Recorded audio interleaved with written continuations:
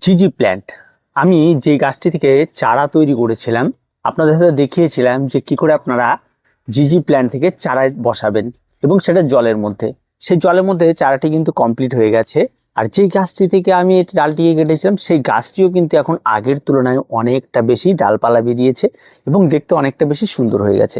আজকে মূলত আমরা জিজি প্ল্যান্টের বেশ কিছু সমস্যা এই সময়ে এসে হচ্ছে, রোগ পোকামাকড়ের আক্রমণ, ফাঙ্গালের আক্রমণ ঘটছে, সেটা নিয়ে আলোচনা করব। আর তার সঙ্গে সঙ্গে আমরা এই সময়ে এসে যেই জেট প্ল্যান্টটি আমরা জলের মধ্যে রেখেছিলাম চারা তৈরি করার জন্য, সেটাকে দেখে নেবো যে চারা কীরকম তৈরি হলো। তো চারা তো অলরেডি তৈরি হয়েই গেছে, আর তার সঙ্গে সঙ্গে সেটাকে আমরা ঘেঁষে কী করে প্রতিস্থাপন করব তার সমস্ত কিছুই আপনাদের সঙ্গে শেয়ার করব, যাতে আপনারা নিজেরাও সাহসটা পান এবং নিজেরাও খুব সহজভাবে চারা তৈরি করে নিতে পারেন।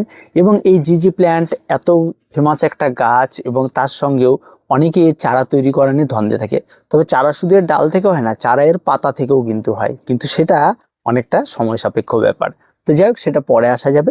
আপাতত এই সময় যারা জিজি প্ল্যান্ট লাগিয়েছেন তাদের প্রথম কথা বলি, যে নতুন পাতাটি বের হচ্ছে সেই পাতাটিতে দেখবেন এক ধরনের পোকা এসে ফোটা ফোটা করে দিচ্ছে।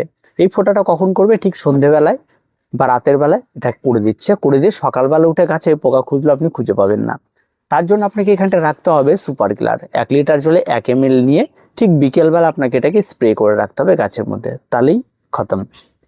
আর কোনো কিছুর প্রয়োজন পড়বে না।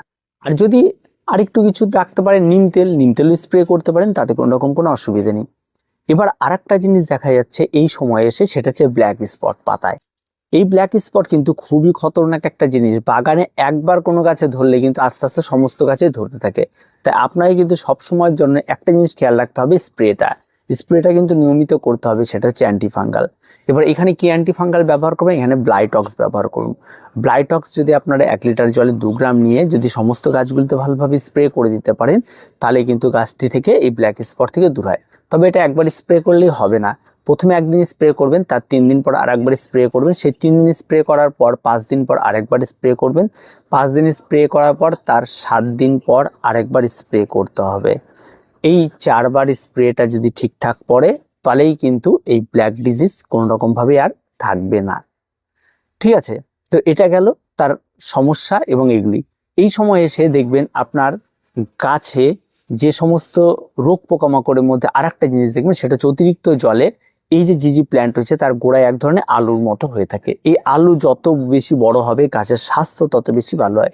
এই আলুটা অনেকটা যেমন ডালিয়া গাছের আলু হয়, ঠিক আছে, এরকম প্রচুর গাছ রয়েছে যাদের গোড়ায় আলু হয়ে থাকে, সেরকমই এই গাছেরও গোড়ায় এক ধরনের আলু হয়। এই আলুটা যত হুষ্টপুষ্ট হবে আপনার গাছের চেহারা তত ভালো হবে, গাছের ডালগুলি তত বেশি মোটা হবে, দেখতে তত বেশি সুন্দর হবে। এই সময় জল জমে জমে এই আলুগুলোতে পচন ধরে, ফলে কি হয়, গাছের চেহারা একদম খারাপ হয়ে যায়, পরে গাছের মৃত্যু ঘটে। এই ব্যাপারটা কিন্তু এই সময় এসে দেখা দিতে পারে অতিরিক্ত জল। কারণ অনেকে রয়েছে যারা মাটিতে করছে এবং মাটিতে করা মানে যে জল ধরাটা বেশি, এই সমস্যাটা কিন্তু হতে পারে। তাই এর থেকে বাঁচতে হলে আপনারা ওই একই ব্লাইটক্স নিয়ে নেবেন 1 লিটার জলে, তার 200 ml জল গাছের গোড়াতে ঢেলে দেবেন, তা যাতে নিচের যে আলুটি রয়েছে সেটা যেন সেফ থাকে, সেটার বিষয়ের জন্য। এই বিষয়টা কিন্তু অবশ্যই আপনাদের খেয়াল রাখতে হবে। এবার হচ্ছে ঘেঁষে আমরা কি করে প্রতিস্থাপন করব। দেখুন, আমার যে চারাটি বসানো ছিল, ডালটি বসানো ছিল জলের মধ্যে, সেটা থেকে চারা বেরোনো শুরু হয়ে গেছে, এক কথা রুট বেরোনো শুরু হয়ে গেছে। এবার এই রুটটি যখন ফার্স্টে যে দেখা যাচ্ছে বের হচ্ছে, বা তার গোড়াটি, ডালের গোড়াটি যখনই দেখবেন সেটা ফুলে উঠেছে, তার মানে সেখান থেকে রুট বের হবে। এই অবস্থায় যখনই আসবে তখনই আপনি সেটাকে ঘেঁষে প্রতিস্থাপন করে দেবেন। তার কারণটা বলছি, এই রুটগুলি যখন অনেকটা বড় হয়ে যাবে তখন কিন্তু সেটাই ঘেঁষে বসাতে এলেই যে ঘেঁষের শক্ত শক্ত যে কয়লাগুলি রয়েছে তাতে কিন্তু আঘাতপ্রাপ্ত হয়ে সেই রুটগুলি নষ্ট হয়ে যেতে পারে। তা যখন ফার্স্টে যে আপনি দেখতে পাচ্ছেন যে রুট বের হচ্ছে বা রুট বের হবে পরিষ্কার বোঝা যাচ্ছে, তখনই আপনাকে এগুলিকে ঘেঁষে প্রতিস্থাপন করতে হবে। ঘেঁষে প্রতিস্থাপন করার আগে আপনাকে এই ডালটিকে একটা অ্যান্টিফাঙ্গাল গোলানো জলে আপনাকে কিছু টাইম রেখে দিতে হবে। এবার এটা যতক্ষণ রয়েছে ততক্ষণের মধ্যে আপনি ঘেঁষের মাটিটা প্রস্তুত করি। এই ঘেঁষটা যে প্রস্তুত করবেন সেই ঘেঁষের মধ্যে কিন্তু আপনারা একদম পুরোপুরিভাবে 70% ঘেঁষ নেবেন, 20% বালি নেবেন, আর 10% আপনারা এখানে কম্পোস্ট ব্যবহার করবেন। আমার যে ঘেঁষটা দেখছেন এই ঘেঁষের মধ্যে কিন্তু বালি, কম্পোস্ট সমস্ত কিছু রেডি রয়েছে, এবং কারণ এই ঘেঁষটা বারবার করে ইউজ হয় এবং তারপর তাকে আবার বের করে রেখে দেওয়া হয়, আবার ইউজ করা হয়। এই জন্য এটা বারবার রিসাইকেল হয়। দেখি এর মধ্যে দেখবেন অনেক ছোট ছোট শিকড় রয়েছে গাছের, সেগুলি কোনোটাই আমি পরিষ্কার করি না, কারণ এর মধ্যে পুরোনো পাতা থাকে, পুরোনো ইয়ে থাকে, এগুলি তো পচে পচে ডিকম্পোস্ট হয়ে সারি হয়ে যাবে, কিন্তু ঘেঁষ তো আর পচবে না, ঘেঁষ ওই রকমই থেকে যাবে। তাই তার মধ্যে আমারটার মধ্যে সমস্ত কিছু মেশানো থাকে, তা আমি এখানে বাড়তি একটু যোগ করলাম ভার্মি কম্পোস্ট, তার সঙ্গে হাড় গুঁড়ো আর নিম খোল যোগ করে নিলাম। এই দিয়ে একটা মাটির মিশ্রণ তৈরি করে এবার আমি ডালটিকে যে অ্যান্টিফাঙ্গাল গড়ানো জলে ছিল সেখান থেকে বের করে একটা টবের মধ্যে বসাবো। এখানে টবটা কিন্তু আহামরি বিশাল বড় নিলে কিন্তু হবে না, একটা মিডিয়াম সাইজের টব নিয়ে আমি এখানে 4 ইঞ্চি মাপের টব নিয়েছি। 4 ইঞ্চি থেকেও ছোট হবে, 3 ইঞ্চি মাপ হবে এটা। 3 ইঞ্চি মাপের টব নিয়ে নিয়েছি এবং সেটার মধ্যে আমি আস্তে করে বসানো।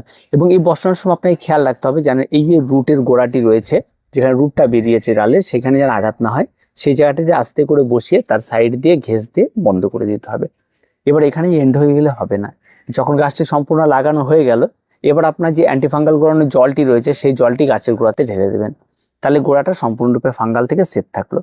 এবার আপনি লাগিয়ে দেওয়ার পর আপনি এটাকে হালকা রোদ ছায়া 10 থেকে 12 দিনের জন্য আপনি রেখে দেবেন একটা জায়গাতে।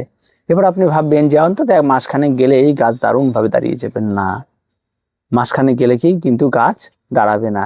এই গাছ, এই যে ডালটি রয়েছে, এই ডালটির গোড়াতে এবার আস্তে আস্তে আস্তে আস্তে আলু তৈরি হবে। এই আলুটা যত তৈরি হতে অন্তত 45 দিন সময় লাগবে। এই 45 ডেজের পরে গাছ থেকে নতুন ডাল বাড়ানো শুরু হবে। যখনই আলু তৈরি হবে তারপরে কিন্তু ডাল বের হবে, তার আগে পর্যন্ত কোনো ডাল বের হবে না। ঠিক আছে, এটা কিন্তু মাথায় রাখতে হবে এবং ধৈর্য ধরে এটা থাকতে হবে। তারপর অধৈর্য এটা তুলে ফেলে দিলাম, বড় হচ্ছে না, ঠিক আছে, সেই সময় আপনাকে ধৈর্য ধরে সেই 45 দিনটা অপেক্ষা করতে হবে। তারপর সেখান থেকে কিন্তু নতুন ডাল বেরোবে। এবার আসি, ডাল বেরোনোর পর এই সমস্ত গাছগুলি হালকা রোদি পছন্দ করে, আপনি ঘরের ভেতরে রাখতে পারেন।